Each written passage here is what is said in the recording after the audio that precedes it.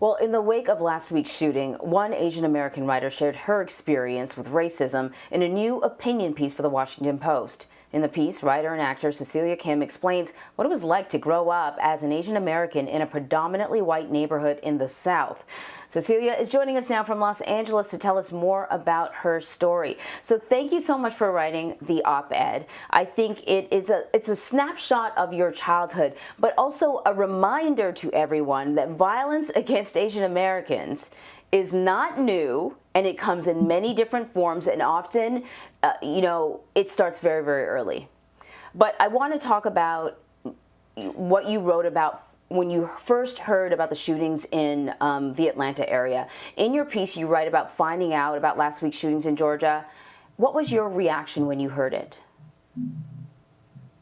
Well, I think Trevor Noah explained it best about how in America, sometimes it's a pressure cooker, and there are warning signs and people are screaming for help. And it's not until it's too late that something as atrocious as this happens. And so it was the morning after, and I was actually just about to get on a flight to go to Georgia to celebrate my mom's 60th birthday.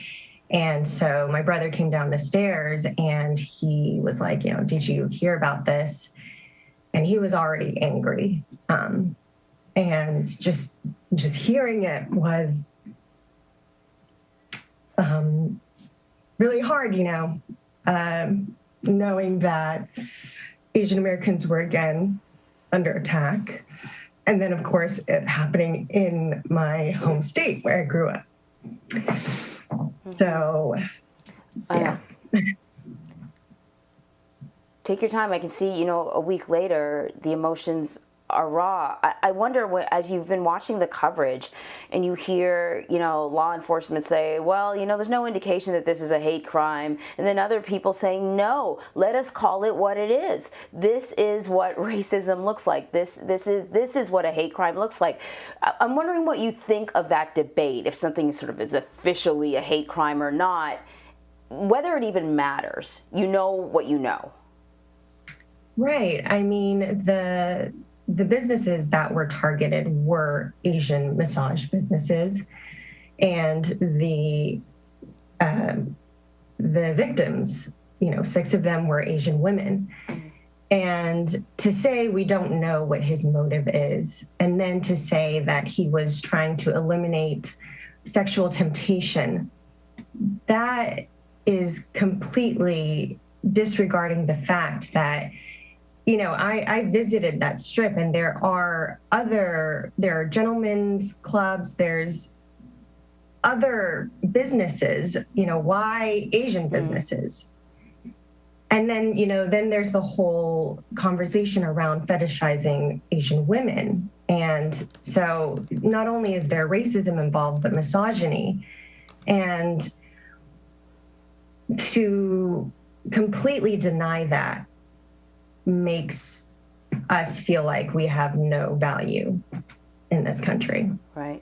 That our lives have no value. So in your piece, you write about, certain things that happened in your childhood when your family moved to a predominantly white neighborhood, and almost immediately you were told, though not directly, and I think this is part of the conversation, that, this often it's not about somebody standing up in your face and saying you don't belong here, though we've seen that, but it's other little things, like there was a bag of feces left on the doorstep of your house, and your mother was livid, and she went around she dragged you with her to go around to all the neighbors to find out who's responsible for this, and the reaction from the neighbors was dismissive. Oh, it's just kids, it's just a prank, why are you taking it so seriously? But what I found the most interesting about your piece were the lessons that you learned as a child about how to handle this sort of violence, what your appropriate response is based on the way your very neighbors were treating you guys. Right. I think that you realize that casual racism is okay. And you know, when you're young, you don't really know what you're feeling or why you feel a certain way. But when everyone else, you know, makes it seem like it's not a big deal, then you start thinking, oh, you know, my mom's overreacting. But then there's that weird debate that's going on inside that's like, well, if it is just kids having fun, why is it just our family getting targeted? You know, no one else's house is getting toilet papered. No one else's house is, you know, getting beans poured all over their shoes. So it definitely makes you feel targeted and bullied, harassed, intimidated, all of those things. And it makes you not want to go outside your own house. It makes you, you know, when I was walking to the bus, I'd be intimidated or afraid that people would say something about the way I looked or about my parents and the way they speak. And so I just ended up growing up a really shy, quiet kid. What you're describing is something that I've actually heard a lot with Asian Americans. But the other thing that I'm hearing now as I've been listening to conversations is that the dialogue is changing. That the way you may have reacted before as a child is done and over with. Can you talk about, you know, the conversations that you're having with your friends, your acquaintances, about, you know, we saw it, people taking to the streets, about how we talk about racism, particularly when it comes to Asian Americans, and how it's time to change that conversation?